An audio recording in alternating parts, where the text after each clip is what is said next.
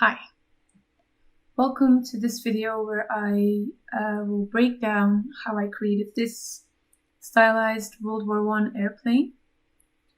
The purpose of this video, or maybe multiple videos, will be to explain my thought process and walk you through all of the steps I took into making this.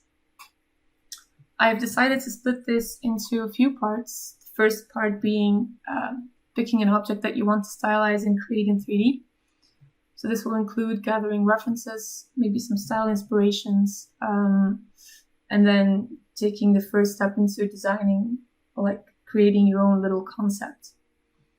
Then the second part will be putting it into 3D. So I use 3ds Max for that. So you will take all these things that you just made and use them to make your 3D model. Then the third part will be unwrapping. I will show you my unwraps and talk a little bit about how I usually tackle this and how I unwrap keeping texturing in mind. And then the fourth part will be texturing itself, which to me is the most important part of the whole process, and also the most time consuming. So here I will be talking about choosing colors, thinking about light source and values, contrast, detailing, decals, making a texture that really makes your object come alive. And then as a final part, I will be talking about creating a little scene, an environment, something to decorate and enhance your asset with, creating a little story around it, and basically just making it as appealing as you possibly can to your viewers. I made this airplane as an assignment for my game art course at Digital Arts and Entertainment. I am a game graphics production student who loves 3D, who loves stylized art in general. So hopefully I can share some tips with you. Let's move on to the first part. Right. So as I said, I made this as an assignment for my game art course. So for me, there wasn't really much choice into what object I was going to make. It had to be a plane dating from World War I, but the type of plane or the model was up to us. So I decided to go with the Airco DH4, and there's a couple of reasons for that. So when picking an object, I would say think about how you are going to stylize it.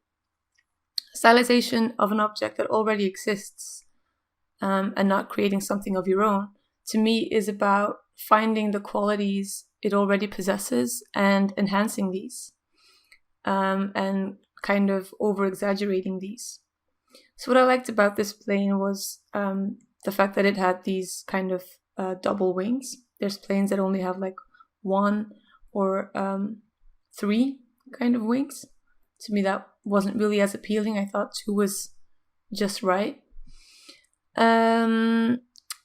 Another part that I really liked is the engine kind of sticking out in the side. I thought that would be really cool if I, over-exaggerated that, and that would look really nice when stylized. Another part I really liked, and probably like the most important part to me, was the shape of the front. I kind of like this rectangular shape. And my goal was to kind of put emphasis on that. So after gathering all of these pictures, what I did is I put it into Photoshop. Because maybe you already have like an idea or a vision of how you want your plane to look or your object to look. So I basically started playing around with them, which I will show here. So this is an original side view, and then I kind of photo bashed them into creating this, which to me wasn't stylized or over-exaggerated enough, so then it turned into this.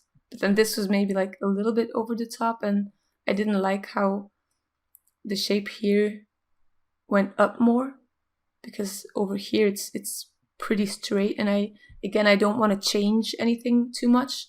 I just want to exaggerate what it already has, and really put emphasis. So I don't want to create a new plane. I want it to be recognizable, but exaggerated. So to me, this really helped into getting a better understanding of what it is about this object that, would look good stylized. It's one thing to have an idea in your head, but it's a lot more helpful when you can kind of see this idea in front of you, which is what I was trying to do here. That's why here you only have a side view. But to me, that wasn't, clear enough. So I made this is the original perspective, and then I made it into this. I had this idea of a kind of like double engine, but I didn't end up going with that. So then finally I made this drawing, which is, I think, the most representative of what it actually ended up being. And that was really helpful into when I moved into putting it into 3D. So maybe it's interesting when you actually put the final model I ended up with. Oh boy. When you put that next to what I actually drew here, it's pretty interesting that it's not too far off. It's not the same. Like here, I didn't like that it was almost square. I really wanted to keep that rectangular shape, but it is pretty similar, which shows that it really is helpful to do these things, and these can be really, really quick. It doesn't have to take a lot of time. I think it looked like it took a couple of hours to make all of these, like not even. And it's good to have a really clear visual idea of what you're going to make once you put it into 3D.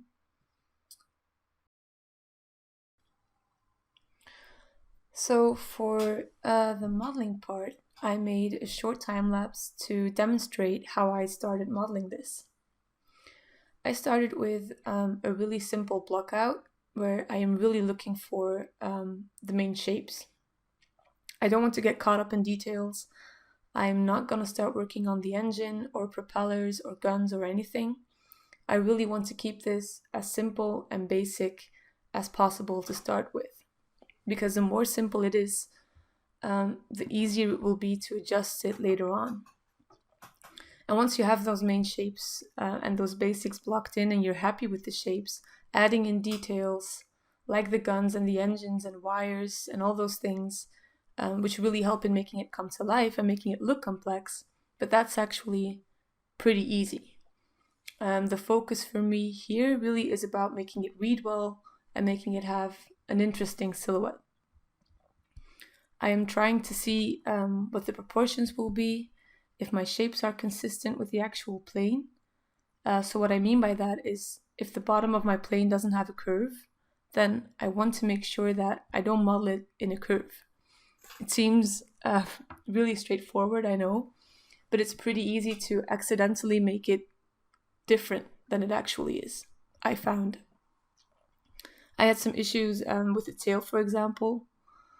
It always ended up being far more rounded than it actually is in the original plane or in the original picture. So that's a small element that is pretty defining for the shape and definitely for the silhouette. So you really want to keep those things the same.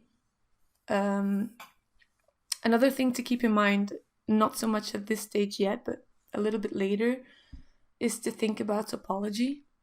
Stylized game assets are usually pretty low poly, so optimizing your object is important. You really want it to look as good as possible with as few poly as possible. So that's why I started with a really low poly block out, because it's handy.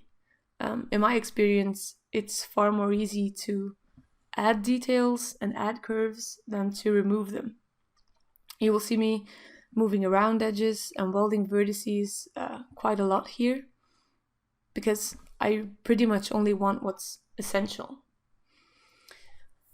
However, and this is a bit tricky because you don't want to make it too low poly.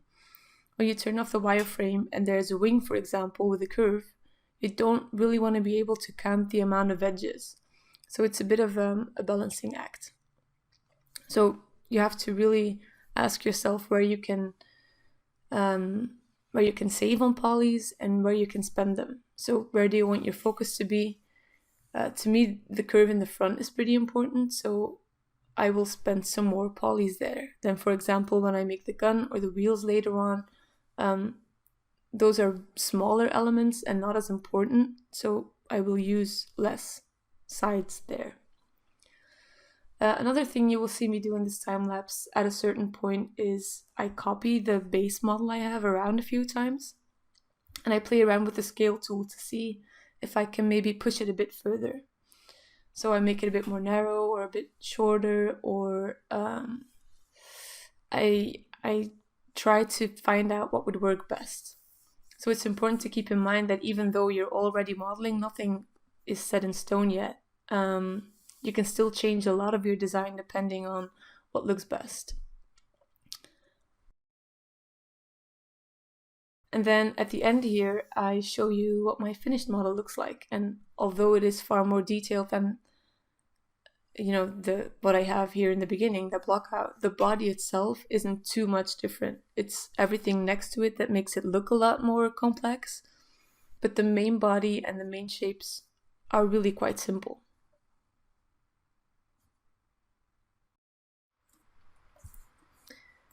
Okay, so let's say you have finished, you've almost finished the modeling stage and you're happy with what you've created. Then I would say now would be a good time to think about whether or not this is actually what you want your finished object to look like, even when it's textured. Because once you start unwrapping, to me, it gets a lot harder to make adjustments. Minor things such as position and rotations or stuff like that can be, of course, easily changed, but adding new geometry gets trickier because that would also require the unwrap to be adjusted. So by the time I got to this stage, I had the idea of creating a plane that needs some repairing.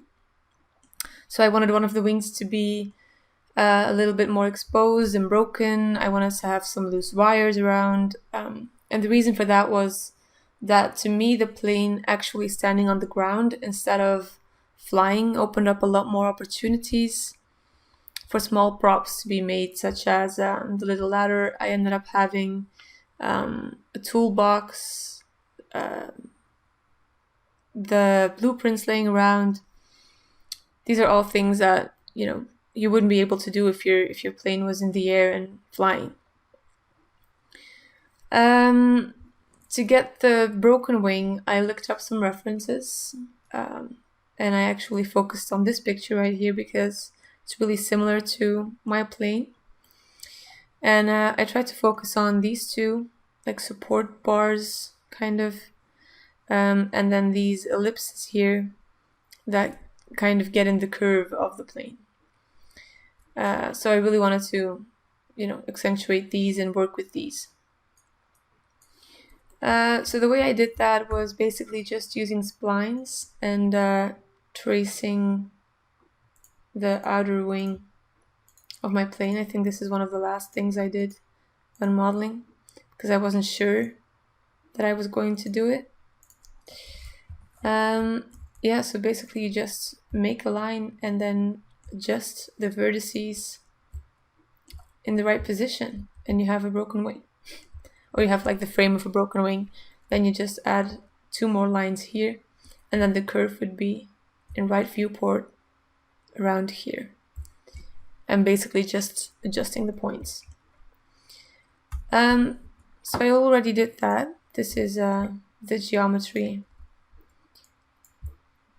it ended up being. So as you can see, really simple. Just traced around and then added these loops. So now the only thing that's left to do is to actually break the wing, kind of. So what I would do, it has a symmetry modifier. You could also just select these edges and connect them and then delete the half. I go to border mode, I extrude, make sure they kind of fit. For this tutorial, probably won't be perfect because I don't want to waste too much time on this. But you just try to make it fit, and when it fits, you adjust some vertices.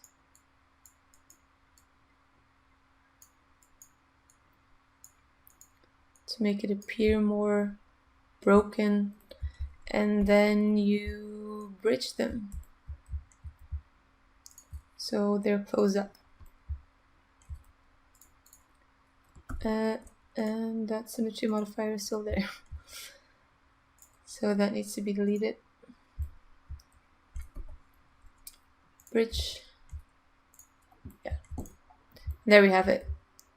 This is our broken wing.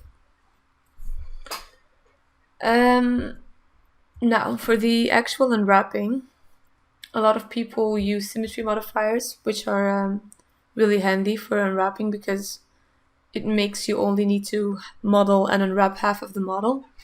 But with my models, and I know that this isn't very smart or efficient of me, but I tend to, at a certain point, collapse my modifier. Most of the time I do it unconsciously. And then at the end I realize that I have deleted the modifier. But usually it's because something is asymmetrical or something isn't really, the way I want it. So I collapse it and then I model that way. So what I do when I unwrap is I basically copy this and then I work on the new model. And I leave it here as a sort of guide for later. And then what I do is I basically delete every part that I don't want to unwrap twice, or that I don't want to have a unique texture. Because if I take, for example, one of these bombs and I unwrap them and I give them a texture, and then I go back to 3ds Max and they have that texture, if I then copy the model or the element, the object, then it will automatically share that same texture space, and so share the same unwrap and texture. So that's why I don't want to unwrap this 10 times. I can just do it once or twice to have a little bit of variation and then copy them around. So I delete everything that is kind of copied around. I delete these little things. I delete the second engine completely.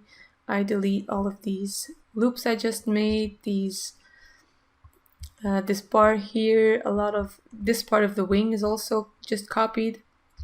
I could basically copy this, but I kind of wanted to do it separately to create some more uniqueness, but I don't think I actually ended up doing a lot with that, which is a shame because I should have.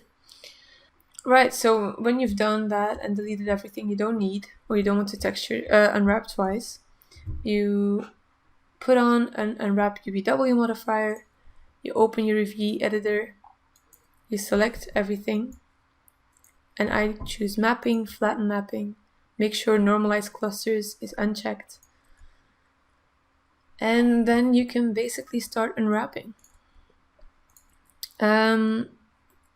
So I will now show you what my finished unwrap looks like. So this is my file with my final result as well, which is here. So I know that this doesn't look the same as the one I just closed, but this is the model after it being unwrapped and all the elements put back together. So if I look at my unwrap,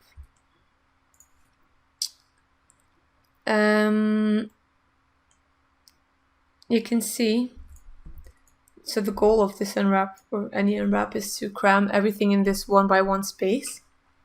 And to be honest, I probably could have done a better job. There's still some space that could be used better, I think. But it's nothing too dramatic, I would say. So what I do is I think about, for example, these parts.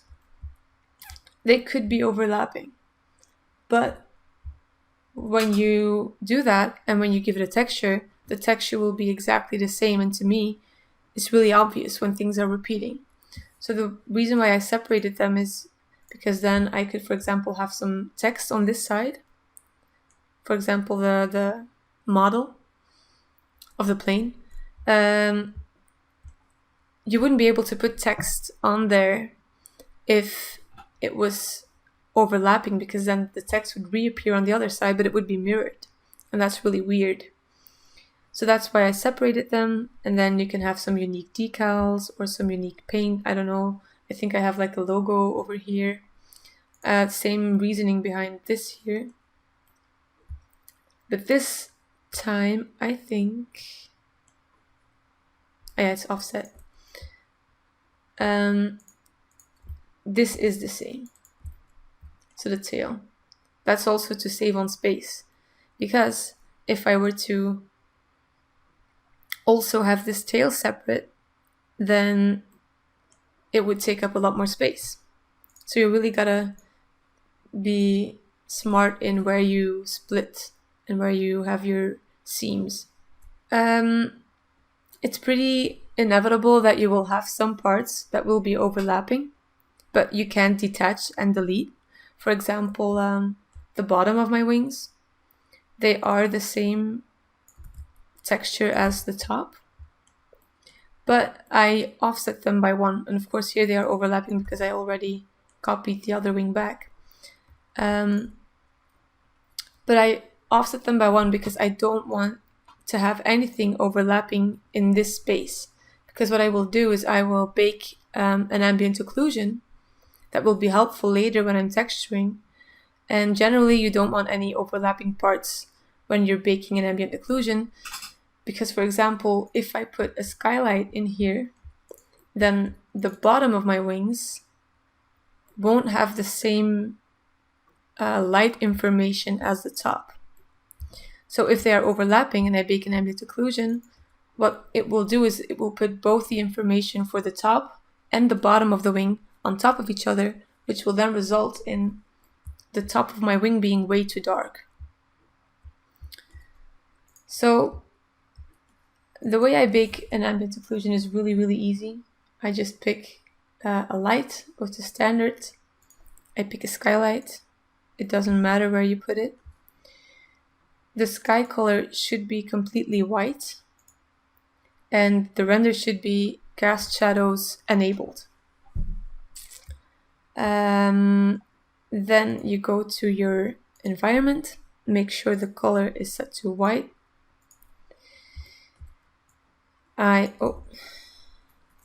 You go to your light lister to check if there's any other light on, and this one isn't checked, so I will put it on. And then you go to rendering. Oh, that's not what I meant. Rendering, render to texture. You select the object that you want to bake your ambient occlusion of. Hang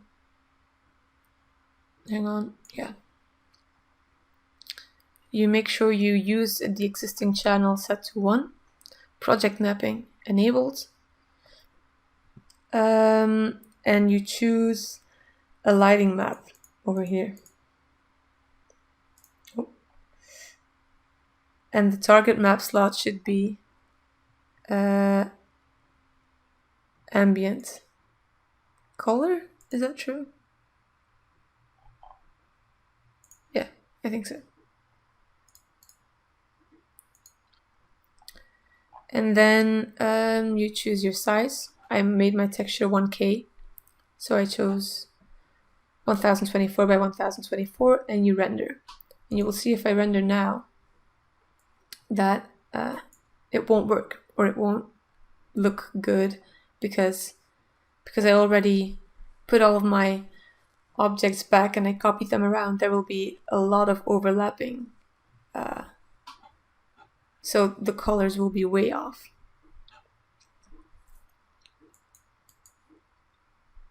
well, the color's not like the amount of shading on there.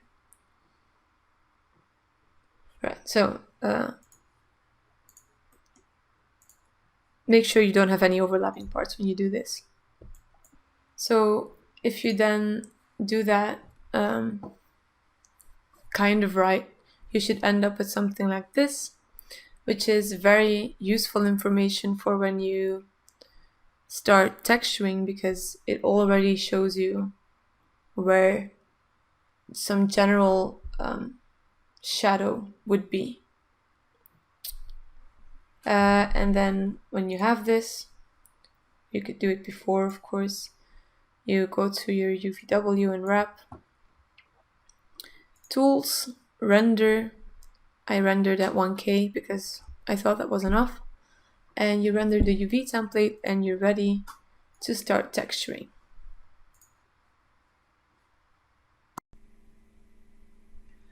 Okay, so we're done unwrapping. We have baked our ambient occlusion, which will serve as a guideline. And now we're ready to start texturing. So the first thing I think about is what colors I will use and why I want to use these colors. So the first thing I will do is I open up my unwrap in Photoshop. I put my ambient occlusion on top of it. I really roughly block out the colors. So these are actually the first three kind of ideas I had, the first three blockouts I made. According to color theory, harmonious colors are two colors that are opposite each other on the color wheel. So they create a high contrast and they make something stand out. So that would be blue and orange, yellow and purple, red and green. But they don't have to be exact. You know, that you can kind of switch them up a bit and it will still work. To me, blue and red, for example, still work really well, even though they're not really complementary.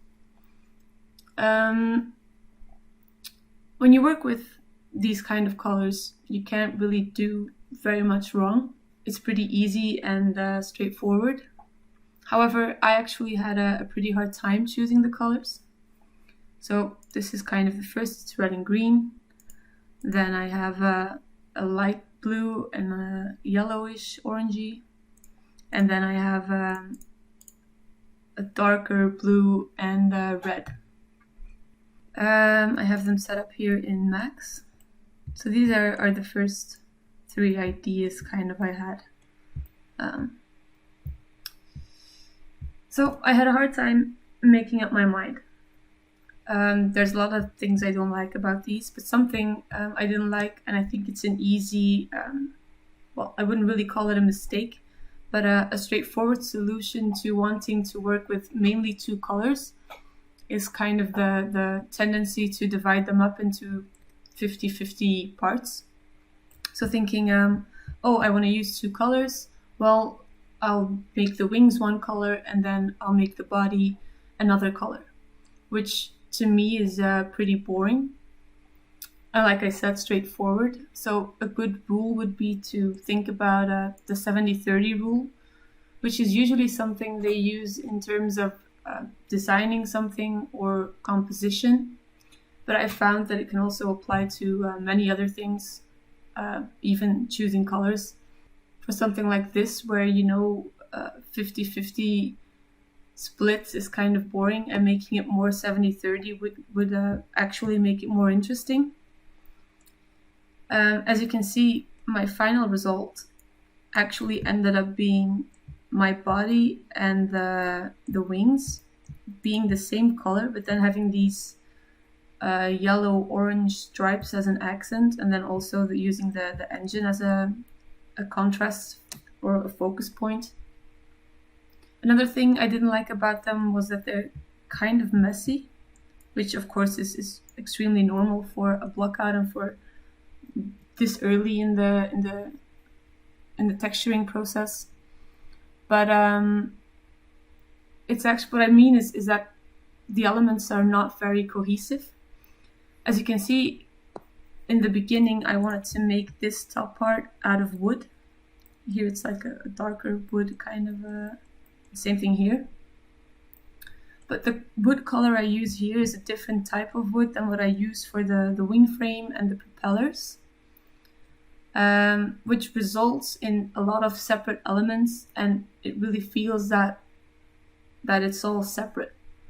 You have the gray here in the front from the metal, and then you have the lighter wood for the wing frame and the propellers, and the darker gray for the engine, and then there's this darker wood on top. It's really a lot. So a way I try to fix that, if you look at my final, is by making sure that things repeat. So the metal in front is actually then carried through here. The entire top part is metal. And then the wood I used, all of the wood elements I have are kind of the same color. It's not like one very dark and then another very light and then another is kind of medium. It's all kind of the same. And then also you have the metal I have here is kind of returning in the wings as well. And then even here at the top. So this to me made it feel more like one cohesive object and made everything feel more connected. The yellow I used as a contrast here in the body of my plane is also the same type of yellow I use for the bombs. So I think that's something interesting to keep in mind. So now onto the actual painting. Just like when we're designing the model and we're creating it, we're over-exaggerating certain qualities. That's kind of what we want to do here in our texture as well. Something I do a lot and I think works pretty well is next to every crease, every dark part, there will be a highlight. So for example, here in the metal and also in the wings, it's really obvious. The reason for that is usually where you have a crease in real life, there is also a part that will be sitting a bit higher, and so it will catch more light. So that's something that we want to accentuate in our texture when we're painting. I can show you a picture here of an actual real life, I think it's a miniature model of the plane I made. Right here where you have this crease, right next to it there's this highlight. Same thing here at the top. So those are the kind of things that we want to make pop with our texture.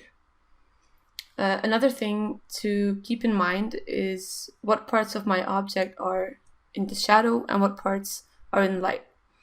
This is, the main reason that we made our ambient occlusion, so that we don't have to think about that all of ourselves.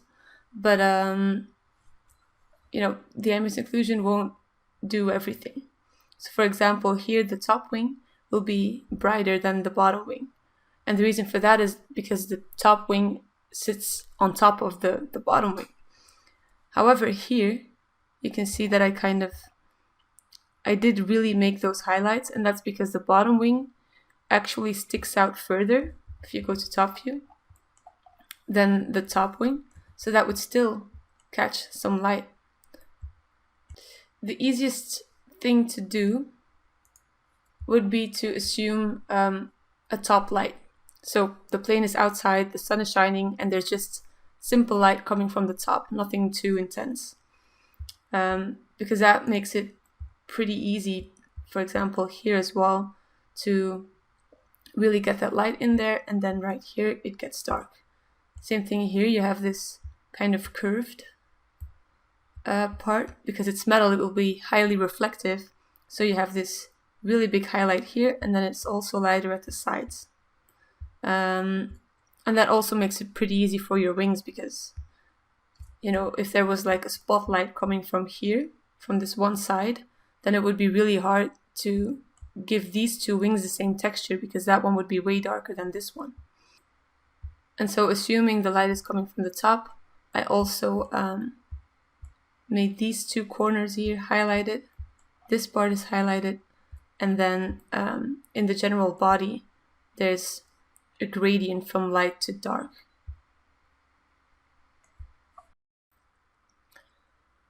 Okay, so let's say that we want to paint this wing here.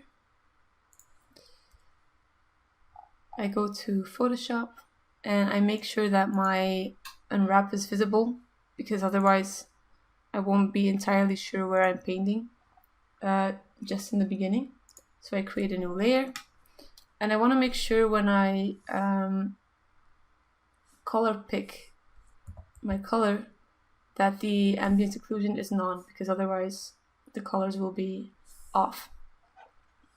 So when I go darker, I want to make the color a bit more to the purplish side and make it pretty dark, and then with a round no transfer brush I will just trace the outline. This really doesn't have to be perfect because it will change a lot as we go.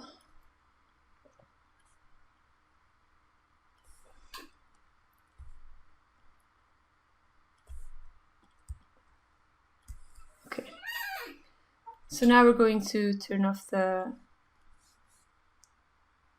unwrap. As we can see, my wings have these metal platings kind of, so we want to get those in there just like that.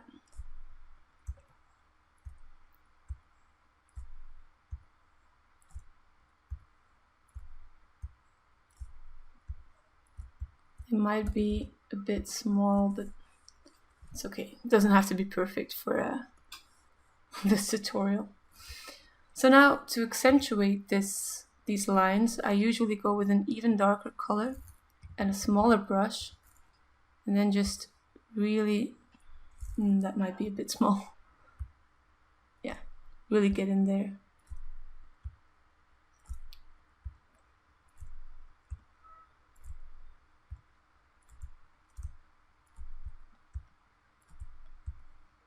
Alright, so let's see what this looks like. Right, so this is what we have now.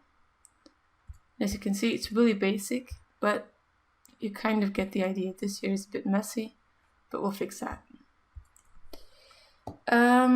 Right, so now what I do is I color pick, and I go a bit to the lighter side here on the blue side, and I want to pick something that isn't too light, but yeah, this will work. So now we will, like I said, next to every crease we will have a highlight. So with a round brush with transfer on, I will just go next to these lines. That's a bit too much.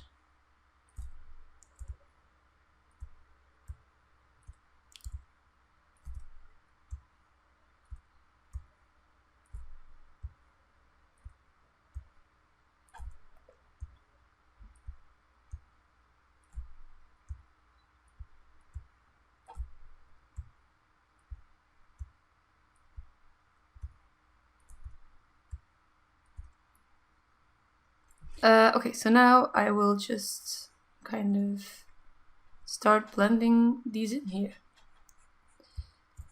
And, you know, to blend, I color pick a lot. And don't be afraid to mess up the lines you just made. It's really easy to get them back. It's fine.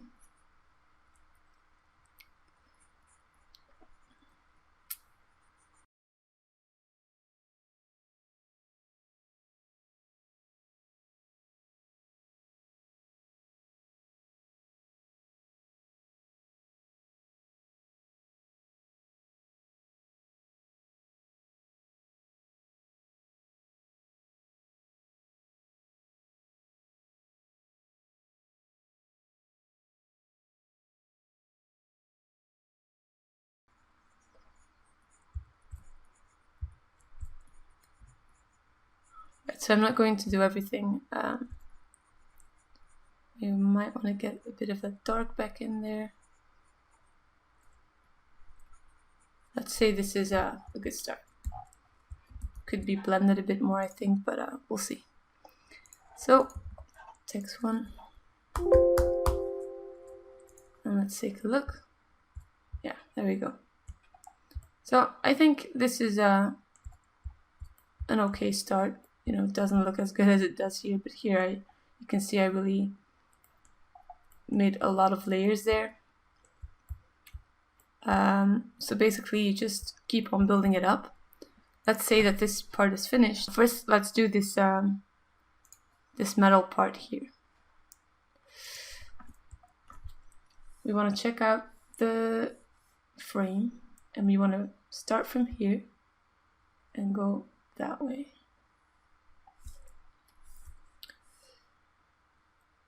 And I think that color can actually be, because it's a crease, so it can be pretty dark. And I will just again trace this line. Yeah.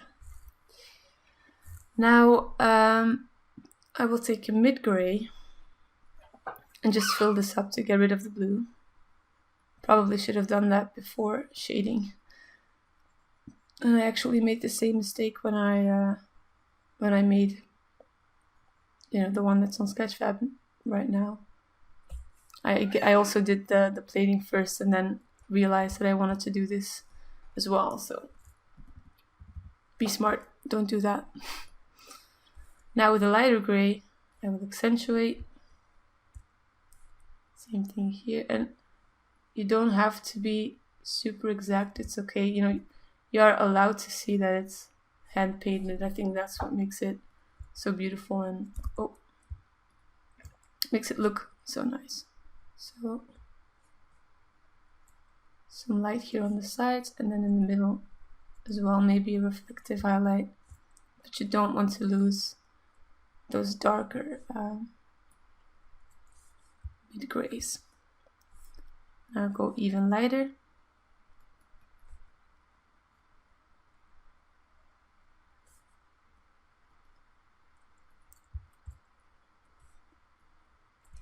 Okay, so I think, you know, again, this could be blended a lot more and you could spend a lot more time on this, but for now it gets the idea across. So let's check it out. Yeah, there we go. So now let's say you can see here that part should actually be darker because it's kind of overflowing in the black. But okay, let's say I want some screws. Screws are really easy and fun details to have.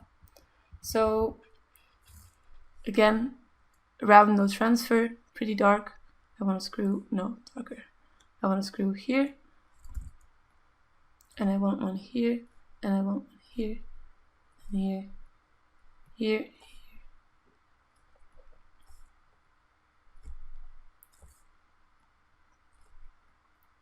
Like that.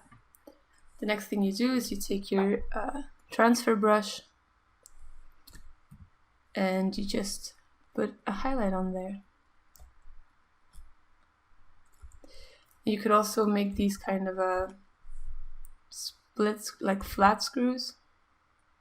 Don't really know the name for that. You should probably paint on a higher resolution texture for that, or make your screws bigger, but it doesn't really matter.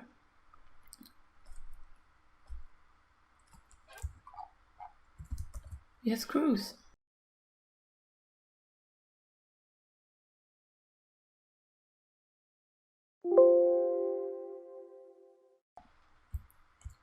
And they're really messy, but they are screws.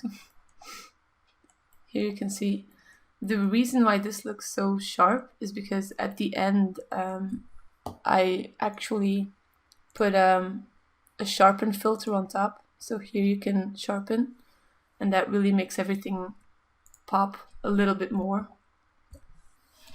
Right, so let's say for the metal here, we make this the mid-gray. So for this metal part here, we'll create a new layer, and we'll do the same thing with a round no transfer brush, pretty dark gray, and we will just trace.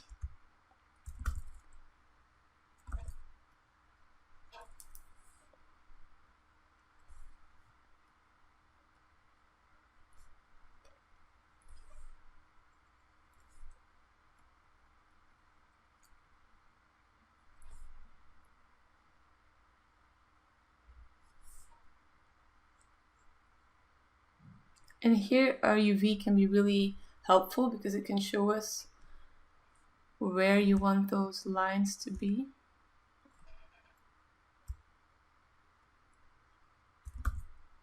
Something like this more, yeah. Alright, so now it can be turned off again. So this is what we have now. Again, around brush width transfer, and now just really accentuate those. And here in the metal parts, like the really reflective metal parts, you can really kind of push that reflective edge.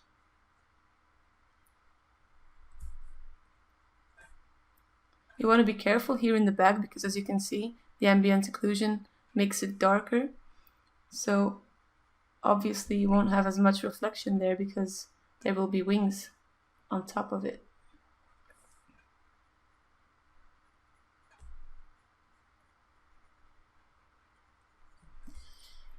Right, again a bit messy, but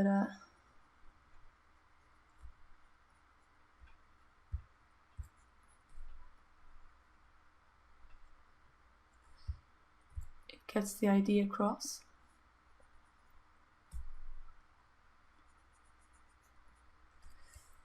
Bit more.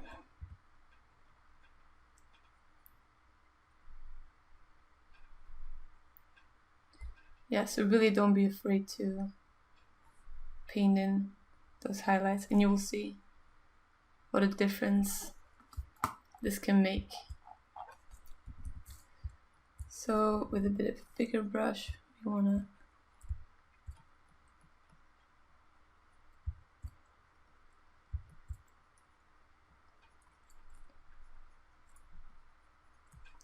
alright, let's see. Text 1.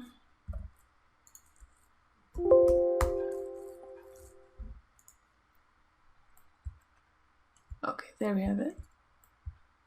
See? Something like this can really already make it feel more alive. Alright, another thing to keep in mind is when, you know, I would say first get in every color and every like basic shading, and then when you're done you can start really putting in those details such as those screws. But also when you have something like this here, a highly reflective metal, if it's so reflective that it can really reflect the sun almost, it's logical that it will also reflect colors.